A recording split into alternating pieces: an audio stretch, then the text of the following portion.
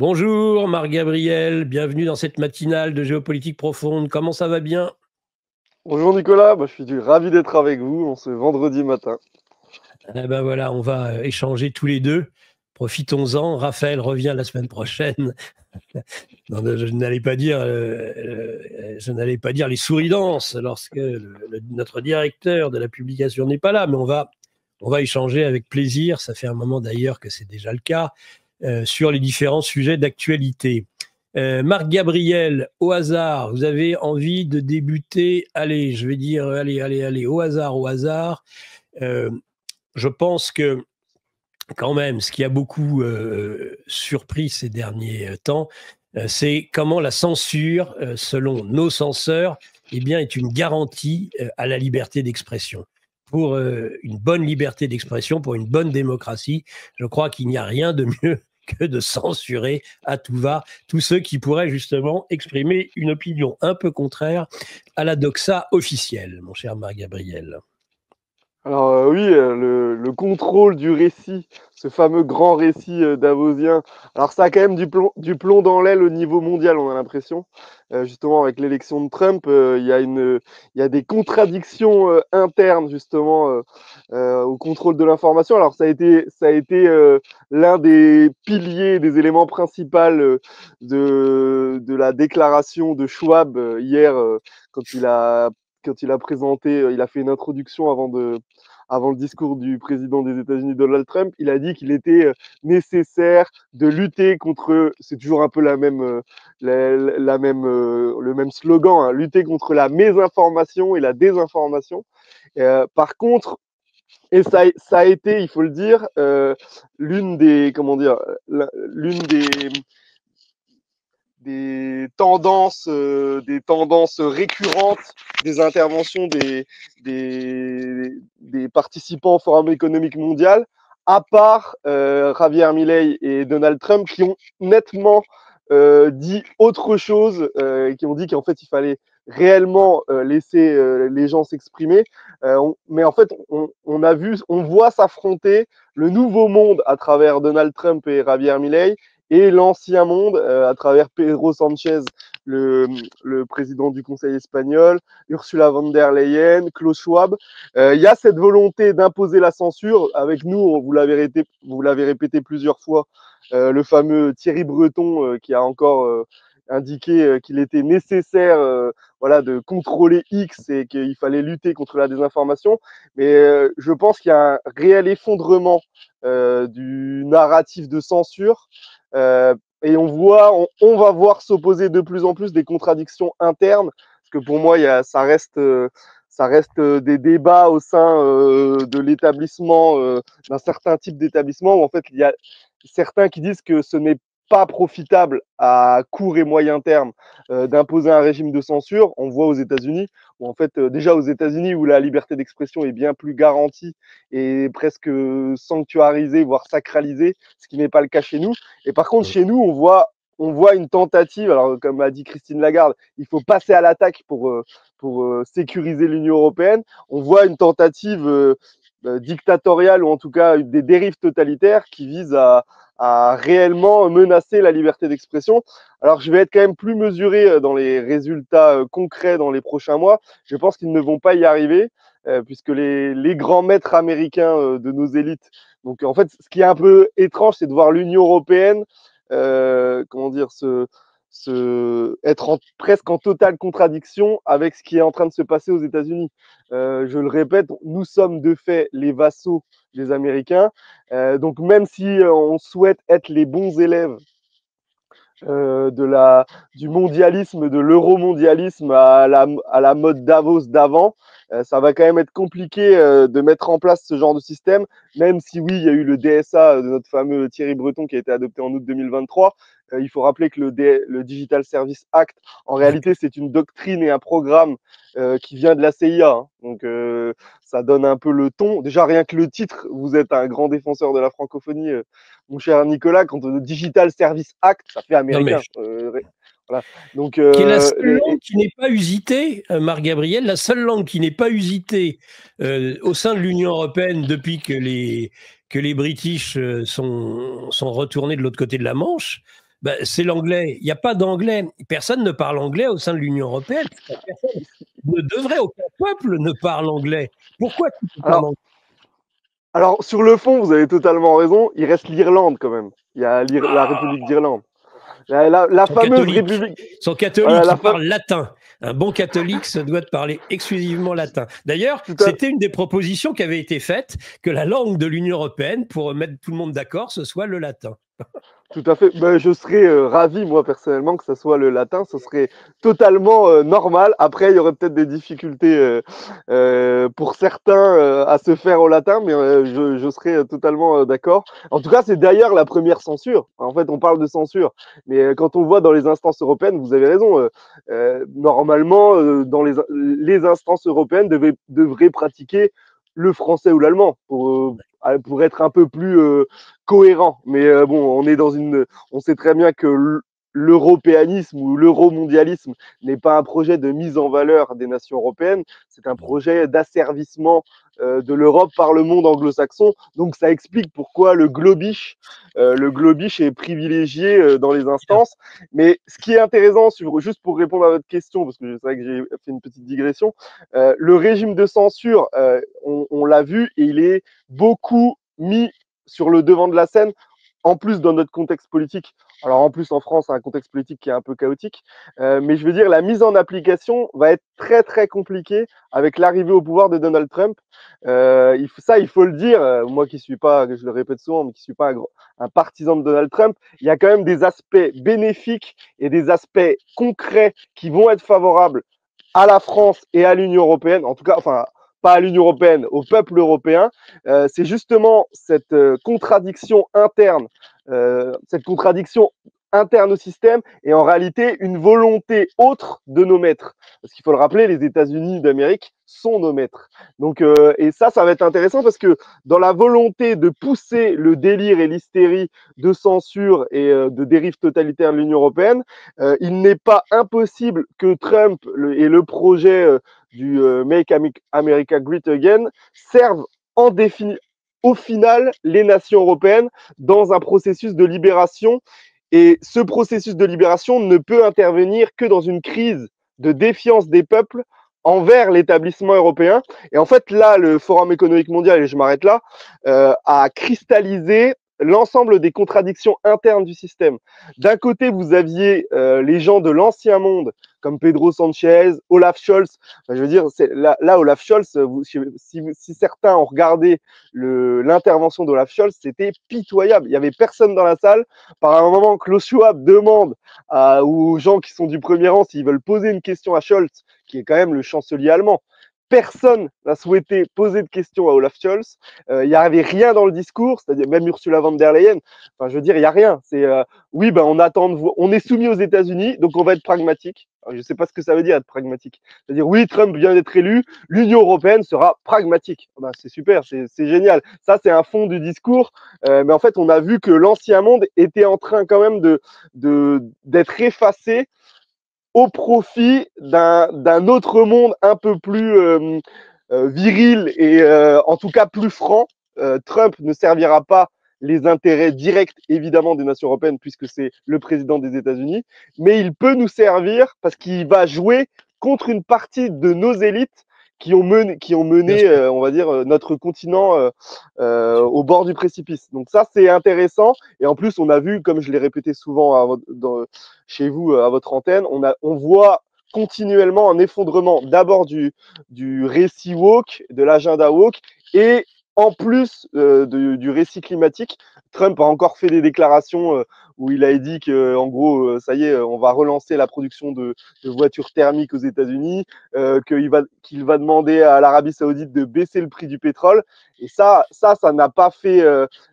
Tout de suite, on a vu le S&P 500 repartir à la hausse. Donc, on voit qu'on est dans une nouvelle ère. C'est pas une ère complètement différente, mais je pense qu'il y a réellement une adaptation d'une certaine partie de l'établissement vers autre chose, et ils se sont débarrassés, on va dire, des volets les plus hystériques et problématiques de l'agenda 2030 qui, en plus, amenaient des contradictions internes à leur propre profit. je le dis tout de suite, l'agenda woke, par exemple, pour une société comme Disney ou Amazon, était problématique parce qu'il y avait des pertes de bénéfices et de profits. Donc on voit bien qu'il y a des géants de Wall Street qui sont qui sont presque avantagés sur la fin de ces agendas. Donc c'est ce que je voulais dire. Et sur le régime de censure, on voit que l'Europe, pour l'instant, est à la pointe de cette volonté de censure, mais en fait, on voit que de l'autre côté de l'Atlantique, et encore plus du côté des BRICS, il n'y a pas une volonté de mettre en place cette hystérie et cette censure. Donc, ça pourrait, à court et moyen terme, être profitable au peuple européen, car la censure va avoir du mal à être imposée. Voilà, je pense que là, dans les prochains mois, c'est la tendance. Mais ça fait penser ce que vous dites à ce qui était attendu et qui n'arrivait pas. Et pourtant, on me le disait dans certains milieux, en effet, de la bourgeoisie ou de la grande bourgeoisie. C'est pas possible, on peut pas continuer comme ça avec les normes vertes, avec l'ensemble du délire woke qui était en train de se retourner contre le capitalisme. Et que le capitalisme qui avait initié était en train de quand même en partie toutes ces folies, et bien les choses étaient en train de se retourner contre eux. Et ça, ils n'en étaient pas d'accord parce qu'en effet, la bourgeoisie, et là, il y a comme une scission de la bourgeoisie, un petit peu comme on a connu dans les années 30. Hein. À chaque fois, je fais cette référence atroce. Alors, j'ose pas dire à qui elle a servi, mais on voit bien que la petite et moyenne bourgeoisie en Allemagne, à un moment donné, n'était pas pour Ludendorff et pour les folies qui étaient déjà d'un mondialisme précédent, et qu'ils ont dit stop et qu'ils ont voté pour Hitler, avec les conséquences aussi que ça a eu. Sauf que là, la réduction ad Hitlerum avec Musk et Trump, ça passe pas. Et mais on a une scission au sein de la bourgeoisie. À mon avis, c'est ça qui est en train d'arriver. Et ça pourrait, si Marine Le Pen était un peu moins sotte, et si elle, plutôt que d'essayer de concurrencer LFI sur sa gauche, si elle comprenait que c'est peut-être le moment, justement, d'avoir une légitimité liée à une certaine élite occidentale, européenne, française, qui va dire c'est terminé, leur délire woke, et à ce moment-là, aider à l'accession au pouvoir de patriotes, tout simplement, de gens qui sont favorables au retour de l'État-nation. Vous ne croyez pas ? Alors, je pense que votre analyse, c'est totalement ça. C'est-à-dire l'analogie avec les années 30 et, on va dire, la dégénérescence en Allemagne, par exemple, de la République de Weimar sur certaines affaires de mœurs, un contexte politique un peu débridé. Alors, nous, on peut qualifier les années folles, on va dire, dans l'Europe de l'Ouest. Mais je pense que l'analyse est très bonne. Alors, c'est pas justement, vous avez parlé de réduction ad Hitlerum, c'est pas de dire Trump ou Musk sont les fascistes 2.0 de notre ère. Mais alors déjà, ce qui est intéressant, c'est de s'apercevoir que c'était il y a 100 ans, presque 100 ans pile. On est presque... En fait, c'est une tendance de fond qui se ressemble. Et je pense que l'analogie est très bonne parce qu'en plus, il y a un contexte guerrier derrière. C'est-à-dire il y a des tensions géopolitiques très importantes. On peut assimiler les BRICS, la montée en puissance des BRICS, à la montée en puissance de l'Union soviétique à l'époque. Donc c'est vraiment intéressant et je pense que c'est la bonne comparaison à faire. Alors après, les finalités seront évidemment pas les mêmes parce que, on va dire, les peuples ne sont plus les mêmes et le contexte aussi étatique n'est pas le même et c'est pas forcément ce qui va se passer en Allemagne. Voilà, ça c'est clair et net. Mais en tout cas, je pense que la comparaison est bonne en tout cas, l'effet de tendance de ces deux tendances qui se dissocient pour, en gros, l'une dire, bah, attendez, on va quand même préserver ce qui est nécessaire il va y avoir une contradiction forte justement entre ces deux tendances. Je pense que ça, c'est une analyse qu'on doit garder, enfin en tout cas avoir en tête, parce qu'elle peut nous permettre justement en tout cas de se glisser dans certaines opportunités politiques si elles se présentent. Alors là, vous donnez des conseils à Marine Le Pen qu'elle vous entende si elle le souhaite, mais je pense que de toute manière, en stratégie géopolitique et on va dire de billard à 2 ou 3 coups, c'est peut-être pas la priorité de la présidente du Rassemblement national. On voit qu'elle est plus dans de la gestion de la petite politique politicienne. Après, grand bien vous fasse, Nicolas, si elle entend votre conseil, pourquoi pas. Mais en tout cas, ce que vous dites est intéressant et je pense que d'autres vous avez nommé Marine Le Pen, mais en tout cas, je pense que d'autres vous écoutent ou sont du même avis que vous, puisqu'en fait, on voit que derrière les invitations d'Éric Zemmour ou de Marion Maréchal, qui ne sont pas des invitations, c'est-à-dire en fait, ils ont payé pour être assistés à l'investiture de Trump, je pense qu'il y a des arrière-pensées. Souvenons-nous du projet de Bannon avec The Movement, qui était en fait un projet de restructuration des forces politiques nationales, on va dire de l'Occident, je ne vais pas dire l'Occident collectif, mais en tout cas du monde occidental. Ben, on voit qu'il y a des dirigeants politiques et en fait, on voit cette petite musique arriver aussi avec l'union des droites. Bah, l'union des droites, oui, mais au profit de qui? Qui va la faire, cette fameuse union des droites? En tout cas, je pense que cette analyse, certains politiques l'ont et vont essayer d'en bénéficier. Après, moi, déjà, dans un premier temps, je pense... Non, mais l'erreur, à mon avis, Marc Gabriel, à mon avis, l'erreur que font cette union des droites, c'est que c'est pas l'union des droites, c'est que c'est le mariage du peuple avec une bourgeoisie qui était en en voie de déclassement, qui était en train, et en Allemagne, il se passe la même chose. C'est-à-dire, ça a tué l'industrie allemande dans les années 20 et 30, ces conneries, là, l'inflation, etc. Et là, en quelques temps, il est arrivé la même chose. Donc moi, je pense pas que l'union des droites, que ça soit la solution. L'union des droites n'est pas la solution. Il faut ici réussir à capter le peuple et une certaine bourgeoisie déclassée. On avait commencé à le voir dans le mouvement des Gilets jaunes, un peu ça. Mais là, les agents de l'extrême gauche ont mis un coin entre cette union-là du petit bourgeois, du petit commerçant, du petit artisan, de la petite entreprise et du peuple. Et c'est salopard. Et c'est là que Mélenchon joue un rôle délétère, ce franc-mac, ce trotskiste. Alors, bon, trotskiste, donc c'est normal, le but c'est de diviser pour mieux régner. Mais alors, moi je suis pas du tout favorable à l'union des droites, mais je pense qu'il va y avoir. Ce que vous avez décrit, c'est quand même une tendance. Il va y avoir cette tendance politique. Je pense qu'on va la voir réellement émerger dans le contexte politique là qui vient avec une déliquescence de fin de mandat de Macron. Vous allez voir cette tentative qui existe déjà en réalité depuis Bannon, depuis la première élection de Trump. On voit qu'il y a un agenda. Alors, encore une fois, votre analyse elle est bonne, c'est-à-dire en fait, là, il n'arrive pas en France à faire la jonction entre le populaire et on va dire la techno-bourgeoisie qui serait tentée de réveiller des valeurs traditionnelles. Cette jonction ne se fait pas. Celui qui a fait la jonction d'avoir le pouvoir par la bourgeoisie, c'est Emmanuel Macron. Alors après, il peut y avoir des facteurs sociologiques qui s'expliquent. En France, on n'a plus d'industrie. C'est-à-dire, en fait, l'industrie représente 9% du PIB. Donc, on a aussi moins, on va dire, de petits et moyens patrons industriels qui peuvent s'agréger à un mouvement de révolte populaire au bénéfice. En fait, ça s'explique.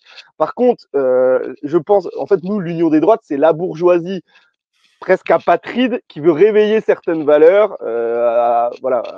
avec des motifs qui sont d'ailleurs en contradiction avec le Trumpisme, parce qu'en fait, Éric Zemmour, sur certains aspects, il est plus proche des néoconservateurs que d'un technopopulisme.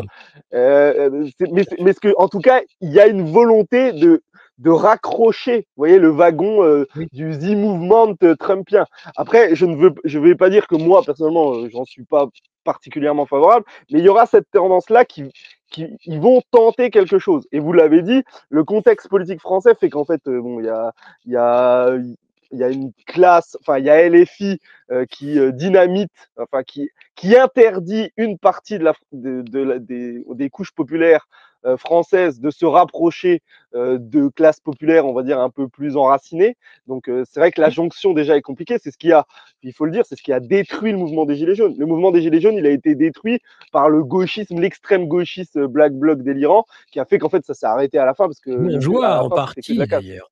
La seule alliance, justement, du pire, de la crasse, de la lie de la société et de la grande bourgeoisie, c'est le mouvement Black Bloc. Tout à fait, tout à fait. Et ça a fonctionné, c'est-à-dire en fait, et d'ailleurs Macron gouverne grâce à cette division. C'est-à-dire en fait, Macron, comme les couches populaires ne peuvent pas s'unir pour l'instant, Macron, il a gouverné jusqu'à présent grâce à cette extrême opposition. D'ailleurs, c'est intéressant parce qu'en fait, on s'aperçoit qu'en France, les oppositions politiques sont beaucoup plus importantes. La polarisation politique, comme dirait Klaus Schwab, est beaucoup plus importante en France que, alors il y a un aspect culturel, on est d'accord, historico-culturel, mais c'est beaucoup plus important qu'aux États-Unis. Alors ça s'explique parce qu'il y a aussi une diversité de mouvements et voilà, la France est aussi un pays qui est quand même plus de gauche que les États-Unis.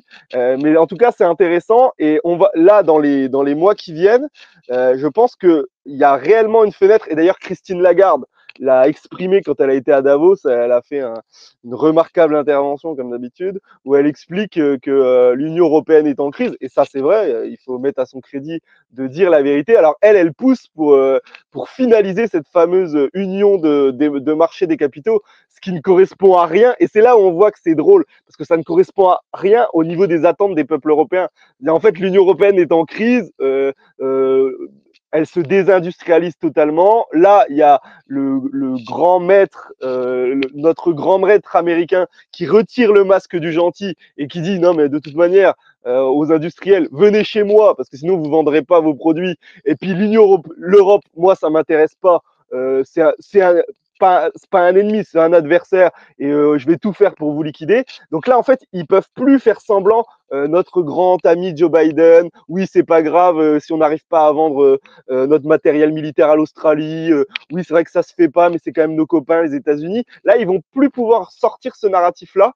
Et les peuples, eux, on le voit avec les agriculteurs, mais en fait, l'ensemble des travailleurs en ont marre de l'Union européenne. S'il y avait heureusement, il n'y aura pas de référendum sur l'appartenance à l'Union européenne, mais tout le monde sait que s'il y avait un référendum sur l'appartenance à l'Union européenne, ce serait une sortie directe. Donc, en tout cas, c'est intéressant parce que là, le système en Europe, je le répète, arrive à des contradictions internes, là où le faiseur d'ordre vient de changer une partie des ordres, notamment, je l'ai dit, sur le climat, sur le wokisme, et puis même sur l'aspect migratoire. Bon, même si Trump, on va le voir, ne va pas réussir à mettre en place tout ce qu'il souhaite, notamment ces executive orders qui commencent déjà à être contestés par les cours constitutionnelles, donc les cours suprêmes, donc la Cour suprême et puis les cours fédérales. On va voir, même sur l'agenda migratoire, on a quand même un président aux États-Unis qui vous parle de remettre en cause le droit du sol. Aux États-Unis, remettre en cause le droit du sol.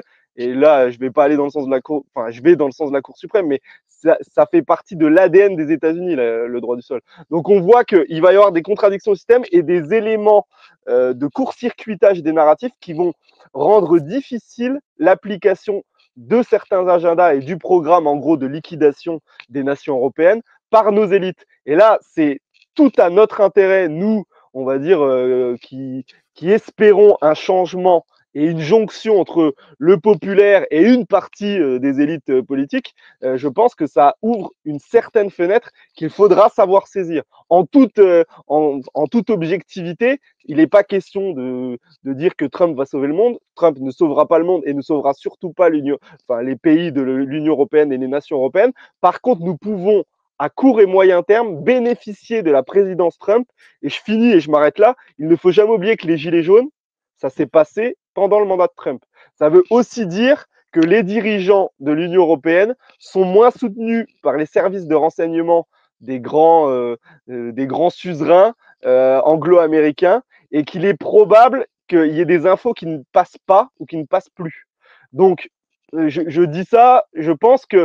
Et inversement, les coups de matraque, les gros coups de matraque qu'on a pris, à la fois le narratif de la peur avec la crise sanitaire et le narratif de la guerre, ces terribles coups de matraque qu'ont pris les peuples, c'était lorsque Biden et les démocrates néoconservateurs étaient au pouvoir, en sens inverse.